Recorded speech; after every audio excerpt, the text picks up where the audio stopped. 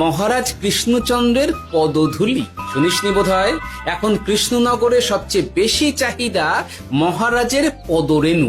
আচ্ছা, মহারাজের পদরেণু নিয়ে যাচ্ছ কোথায়? এই ছোট ছোট পুলিন্দায় ধরে কৃষ্ণনগরের প্রত্যন্ত জায়গায় যেখানে প্রজারা মহারাজের সাক্ষাৎ পায় না সেখানে বিক্রি করব। তোমার কি মাথা খারাপ? পায়ের ধুলো বিক্রি হবে? ওরে, গতবারে মাত্র 1 ঝুড়ি ধুলো 1000 মোহরে বিক্রি করেছিলাম, এবারে 4 ঝুড়ি। শোনো, তুমি আবার ঘুরে ঘুরে বিক্রি করবে কেন? তোমাকে আমি বরং 10 মোহর দিয়ে দিচ্ছি, তুমি আমাকে এগুলো দিয়ে দাও, আর বিক্রি করে যা হবে তোমাকে এই 40 ভাগ দিয়ে দেবো। ওই 10 মোহরে বদমাস দুটো ধুলো বেচে গোপাল বাড়ির দিকে চললো। বাড়ির সামনে অব্দি পেছনে পেছনে গিয়ে তারপরে এই আপনাদের কাছে আসছি। বলিস কি রে, গুলো বেচে 10 মোহর? ও মন্ত্রী মশাই, গোপাল তো একেবারে নাড়ি ধরে টান মেরেছে। গেল রাজসভায় এমন সুখের চাকরিটি গেল, এবার আবার রাস্তার ধারে গিয়েই বসতে হবে। এবার নবাবের দরবারে জায়গা আছে কিনা খোঁজ করি গিয়ে। তাত্তেরি 10 মোহর আর 1 বস্তা মোহরের মাঝখানে অনেক রাস্তা, সেই রাস্তায় আমি লোক বসিয়ে রাখবো। আরে আরে, ওই তো তোমার ঘটা আসছে। এই, তুই গোপালের ঘরের পাহারা ছেড়ে এলি কেন? গোপাল নেই নেই নেই নেই নেই নেই।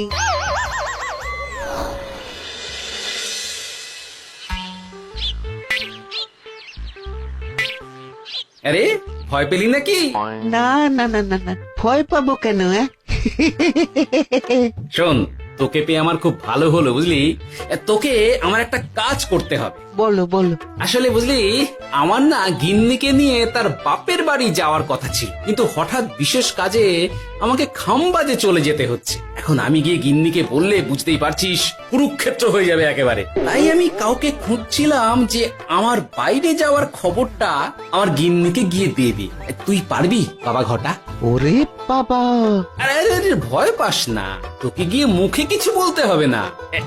এই নে, এই চিঠিটা আমার বউকে দিবি।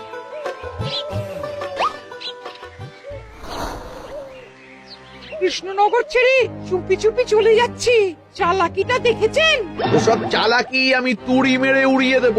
কি করবেন? চারিদিকে আমি অশ্বারোহী গুপ্তচর পাঠাচ্ছি, গোপালকে কোনো চালাকি করতে দেব না।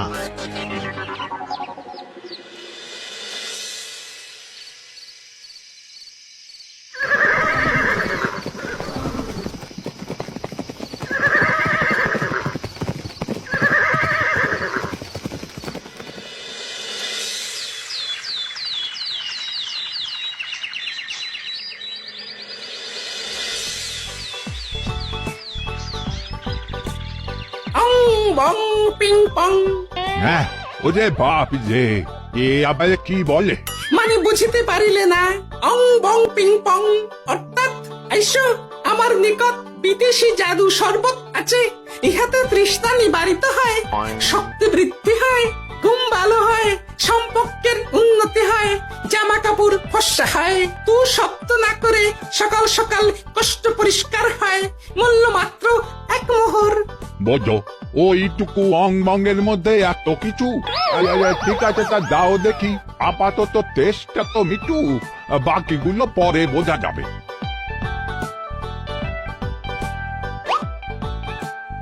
আহা, বড় ভালো খেতে তো। ঠং ঠং অর্থাৎ শক্তি বৃদ্ধি হলো। হ্যাঁ, মনে হচ্ছে গায়ে যেন 2 গুণ বল পাচ্ছি। কি হয়েছে ভাই? এ কে? এ ভিন দেশ থেকে জাদু শরবত নিয়ে এসেছে গো। জাদু শরবত? ভিনদেশ? একেবারে বহু ভুজা শরবত। খেলে তেষ্টা যাবে, গায়ে জোর হবে, ঘুম হবে, সম্পর্ক ভালো হবে, জামা কাপড় ফর্সা হবে, সকালে হ্রাস করে পেটও পরিষ্কার হবে। সে কি? দাও গো ভাই, আমাকেও দাও। গুড়জল সঙ্গে একটু ভাজা মশলা, আমচুর আর বিট নুন, শুদ্ধ দেশি জিনিস, জানলে কেউ ছুঁয়েও দেখতো না। কিন্তু একটু বিদেশি গন্ধ দিতেই একেবারে হট্ট মেলা। আরে তোমরাও এসেছো দেখছি। সং সং শঙ্কা লং লং লঙ্কা, মানে অর্থাৎ এই শরবত খেলে আর শঙ্কা নাই, বুদ্ধি লঙ্কার মতন ঝাল হয়ে যাবে। তারপর ডং ডং ডঙ্কা টং টং টঙ্কা, ফাইন ফাইন, অর্থাৎ টাকা আসবে আমার কাছে।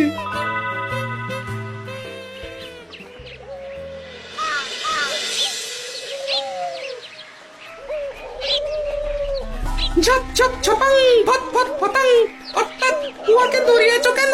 বেটা জোচ্চোর অনেককে ঠকিয়েছে।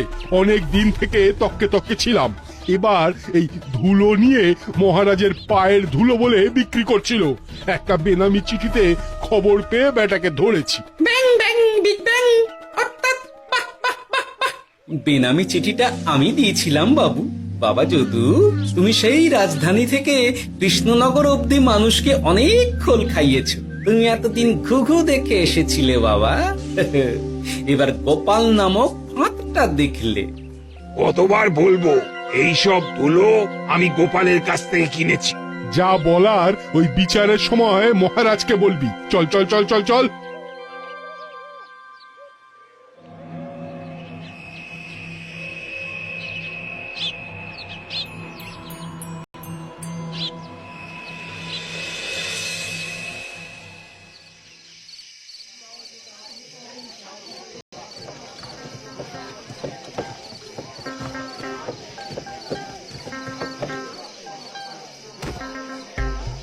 ঝন্টু মন্টু ননাঙ্কু, নাও ঠেলা। এ সাহেব বলে কি ফু দিয়ে দিতে হবে? কি বলছো সাহেব? বুঝতে পারছি না, কোথায় ফু দেব? ঝন্টু মন্টু ননাঙ্কু, অর্থাৎ লবণ আছে? আছে আছে সাহেব আছে। কত লাগবে? ভান্ড ভরি আন্ডাকারি, অর্থাৎ যা আছে সব।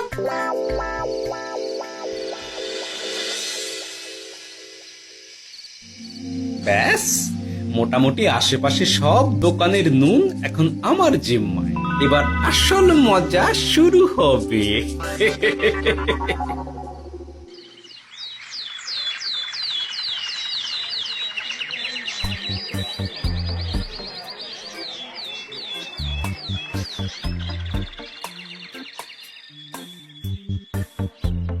নুন আছে?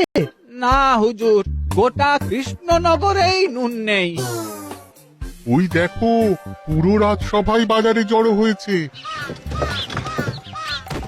শান্তামনা শান্টু মন্টু, এ আবার কি বলছে রে বাবা?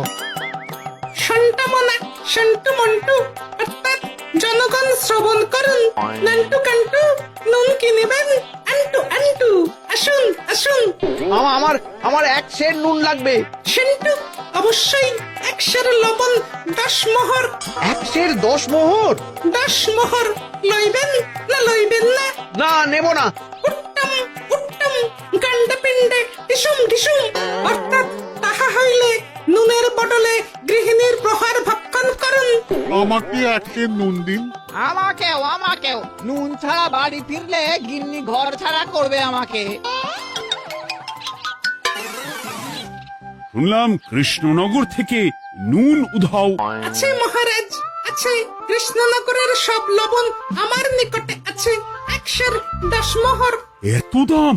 দাম তো হবেই মহারাজ, লবণ ছাড়া রান্না কেমন হবে ভাবিয়া দেখুন। ঠিকই বলেছ, রাজপাকশালেও তো রান্না বসেনি। 100 সেরের মতন রাজপ্রাসাদে পাঠিয়ে দাও।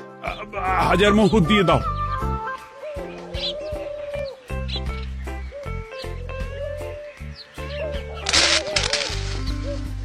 ব্যাস, 1 বস্তা মোহর হয়ে গেছে। গোপাল?